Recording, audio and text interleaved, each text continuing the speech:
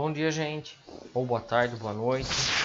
Dizer que eu tô com saudade de todo mundo seria redundante.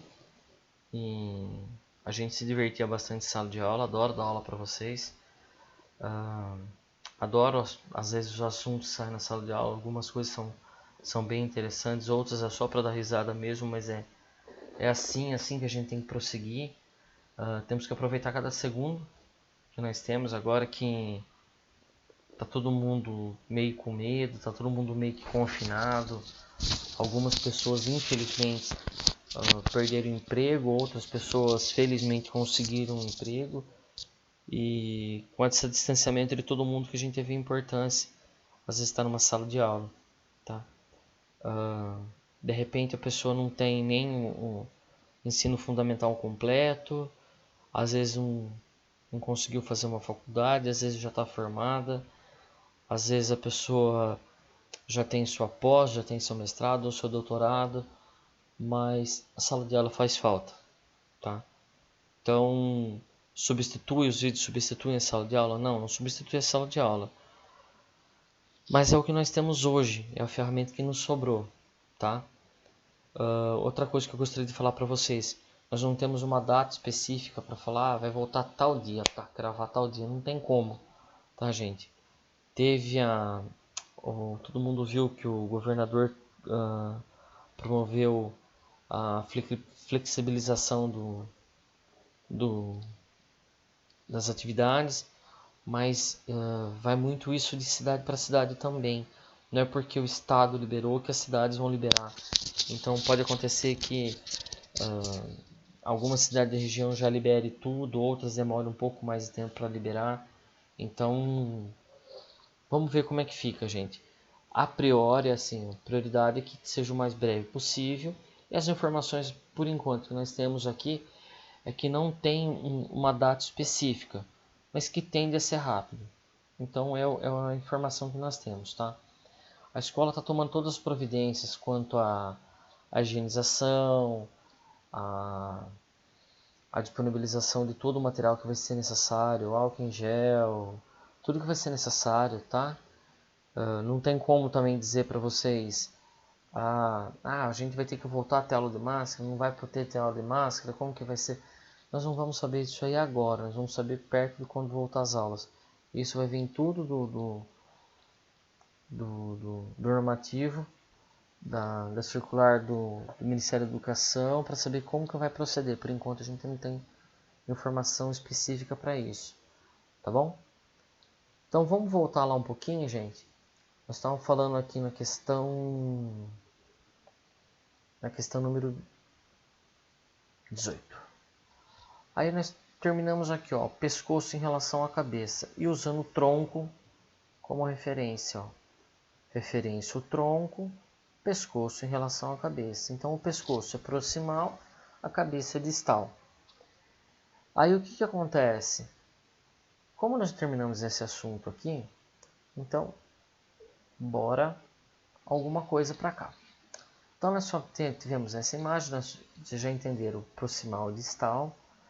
Depois tem essa imagem aqui que ela está falando crânio caudal. O que acontece? Eu não perguntei nada sobre isso porque normalmente a nomenclatura que vai usar mais é essa, mas essa aqui também usa. Então o que acontece? Se eu perguntar qual a posição, vamos dizer assim, a posição do umbigo. Aí o que acontece? O umbigo seria o que? Medial, tá? Porque tá, na teoria ele está entre o crânio e o caudal aqui, ó, caudal cranial, tá? Então o que acontece? Tanto é que eu coloquei aqui, ó, como podemos observar na figura, o corpo pode ser dividido grosseiramente, tá? Então o que acontece? Dependendo da região do corpo, dependendo como for, dependendo da nomenclatura que é acostumada, porque cada ml pode usar uma nomenclatura. Uns podem usar, a nomenclatura é a mesma, mas eles podem ter uma diferença entre elas. Nós já vimos isso daí em sala de aula, que é permitido que o estado tem o estado de São Paulo tem lá a central do ML lá no estado. E tem o ML em Bragança e tem o ML em Mogi Guaçu. Pode ser que eles se divirjam um pouco, que é a autonomia que tem cada ML para fazer da sua forma, do seu jeito. Mas eles obedecem tudo os critérios do órgão central, tá bom? Então aqui eu expliquei sobre isso, agora aqui nós vamos explicar um pouquinho sobre isso daqui, ó. Que aqui já está mais referente à próxima pergunta, que é a pergunta número 20. Então, aqui eu trouxe algumas porções e aqui eu trouxe alguns quadrantes. Então eu coloquei aqui, ó, quadrante superior direito, quadrante superior inferior direito, esquerdo, tal. Eu coloquei as nomenclaturas aqui. Até aí tudo bem. Desculpa, gente, que hoje o dia foi puxado. Desculpa mesmo, perdão. Hoje o dia foi puxado. Então vamos lá. Falando anatomicamente, todos os seres humanos possuímos uma certa simetria. Possuímos externamente, na maioria das vezes, o mesmo número de membros, dedos, etc. Por que eu fiz assim? Na maioria das vezes. Porque existem pessoas que têm 6 dedos nas mãos, ou nos pés, ou em uma mão, ou em um pé, enfim. E isso é chamado polidactilia, tá? Ele tem um dedo a mais. Então, for fazer uma possível necropsia, não interessa qual seja a natureza da morte, tem que estar relatado isso daí. Que esse paciente ele tinha polidactilia em um membro ou outro membro, isso tem que ser colocado. Por isso que eu coloquei dessa seguinte forma aqui, ó, quase idênticos, tá? Outra coisa que eu quero dizer com quase idêntico, nós não temos as mãos do mesmo tamanho, nós não temos a mesma simetria no rosto. Nós colocarmos uma folha de papel e começarmos a olhar no espelho, nós vamos ver o quê? Que um lado do rosto é diferente um pouquinho do outro, tá? Isso é normal, tá bom? Não é que ninguém é torto, não, isso é normal. Aí eu coloquei aqui também, ó. Dito isto, sabemos que internamente possuímos órgãos únicos, como coração, fígado e estômago, etc. Alguns órgãos possuímos em duplicata, como os ovários nas mulheres e os pulmões, no caso dos homens os testículos, tá? No caso dos rins, existe uma diferença entre eles quanto ao posicionamento. Ambos têm o mesmo tamanho, como vimos na aula prática de anatomia na faculdade. Por qual motivo isso acontece? Então vamos voltar na nossa aula lá, que é a aula 5. Então tá aqui. Então nós temos os quadrantes aqui. Depois nós passamos para cá. Então vamos ver o rim aqui. Então isso é uma pessoa. Essa daqui é a parte direita da pessoa. Então essa imagem aqui vocês estão vendo uma pessoa de frente e aqui vocês estão vendo uma pessoa de costas, tá?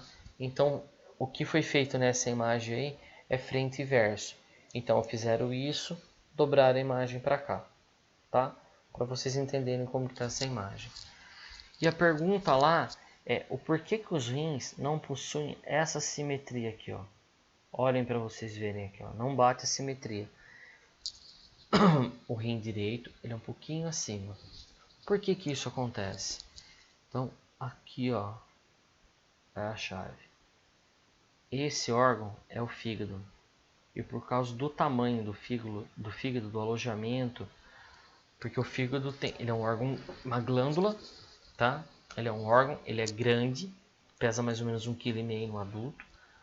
E o posicionamento dele fez com que o quê? Que esse rim aqui ficasse assimétrico, que ele subisse um pouquinho. Então a diferença é essa. Então nós vamos voltar lá. Opa, nós vamos ver aqui, ó. Por qual motivo isso acontece? Devido ao posicionamento do rim. Então o que acontece? Você não precisa explicar qual lado do rim, não precisa explicar o porquê, por causa do tamanho do fígado, não, nada disso. Então eu vi que alguns alunos falaram, nossa, está ficando grande as respostas, tal. Gente, não precisa responder, é só responder sucinto, só o que eu perguntei, tá? Seja breve, não tem problema. O que eu quero é isso, é que seja breve, tá? Então a pergunta tá ali, ó. Por qual motivo? Por causa do posicionamento do rim. Só, tá ótimo. Não precisa muito mais que isso, tá bom? Então vamos aqui, ó. Vamos voltar na aula lá, ver se tem alguma coisinha que eu posso complementar. Não, não, é isso aí mesmo. Então o que acontece? Lembrando que eles têm o mesmo tamanho, 6,5 centímetros aproximadamente. Varia um pouquinho de pessoa para pessoa, a gente sabe disso. Entendeu? Mas mais ou menos 6,5 centímetros é a média que tem o rim, tá? E o posicionamento dele é esse, tá bom? O direito é um pouquinho maior, um pouquinho para cima, não maior, perdão. Ele se posiciona um pouquinho acima, então eles não são totalmente assimétricos. Se nós prestarmos um pouquinho de atenção aqui, ó, ter uma atenção nesse quadrante aqui, ó, todo mundo vai ver que, ó, o posicionamento do pulmão é simétrico, tá? O posicionamento do pulmão é simétrico. Quer ver? Eu vou ver se eu acho outra imagem aqui para mostrar para vocês. Aqui. Vou mostrar para vocês uma coisa que também não tem simetria.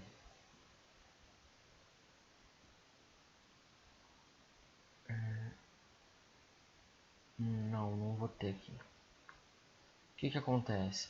O testículo do homem também não é simétrico. Fica sempre um para cima do outro por causa do tamanho, tá? Então também é fora de simetria. Por quê? Tem uma variaçãozinha de tamanho entre eles, é normal, mas o que acontece? Os dois juntos ocupariam um espaço muito grande, então um é um pouquinho para cima do outro, tá? Para ficar mais confortável. Então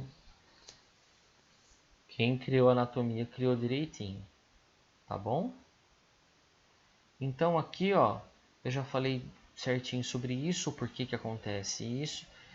E aqui vamos começar um assunto aqui mais voltado para a necropsia, porque a parte de anatomia a gente já fez quase que tudo basicamente. Nós vamos voltar a ver mais para frente, mas daí é uma coisa mais técnica, alguma coisa assim. Nada que a gente tinha que ver de anatomia, basicamente a gente já viu a maior parte. 90% a gente já viu. Aqui eu fiz uma pergunta. Quando o assunto é necropsia, sabemos que desde a antiguidade os egípcios as realizavam, porém sem o intuito de obter informações sobre a causa da morte. Quando aproximadamente e quem começou a fazê-las com o intuito de estudo? Então vamos lá, tá? Então tá aqui, ó. Então aqui eu trouxe as informações, ó. Os gregos e algumas tribos indígenas cremavam o corpo. Os romanos, chineses e muçulmanos tinham um tabu sobre a abertura do corpo, dissecação, tal. E a pergunta é, por que os egípcios eles tinham a técnica para fazer da forma deles, tá? A necropsia, mas eles não tinham um interesse? Porque para eles não interessavam o porquê morreu. Morreu o faraó, morreu alguém importante, não interessa o porquê morreu. O interessante para eles era fazer o quê? Eles conseguirem fazer a manutenção daquele corpo, tá? A mumificação daquele corpo, fazer com que aquele corpo tivesse uma vida longa, entendeu? Que são as múmias que nós conhecemos hoje em dia, tá? Então aqui, ó, a resposta é: as primeiras dissecações reais para estudo da doença foram realizadas cerca de 300 anos antes de Cristo pelos médicos alexandrinos Herófilo e Erásisto, mas foi o médico grego Galeno de Pérgamo que impulsionou os estudos da necropsia. Então o que acontece? Aí seria ideal vocês preencherem com esse trechinho aí, tá bom? Porque nós temos duas informações aqui. As primeiras dissecações para estudo foi feito pelos médicos alexandrinos. Ora, Herófilo Erásisto. Mas nesse caso aqui, foi Galeno que impulsionou a necropsia moderna, certo? Depois surgiram outros necropsistas fantásticos, Virchow, outros assim excepcionais, tá? Que mudou, que padronizou, que criaram suas técnicas, que deixou tudo certinho como manda o figurino, como tem que ser. Mas quem começou, quem impulsionou, tá? Foram os médicos alexandrinos? Sim. Só que o que acontece? Quem deu uma cara moderna para a necropsia foi Galeno. Então as duas, eu gostaria que fosse esse trecho aí a resposta, tá bom? Então, gente, vamos ficar por aqui hoje. Um beijo a todos, fiquem com Deus.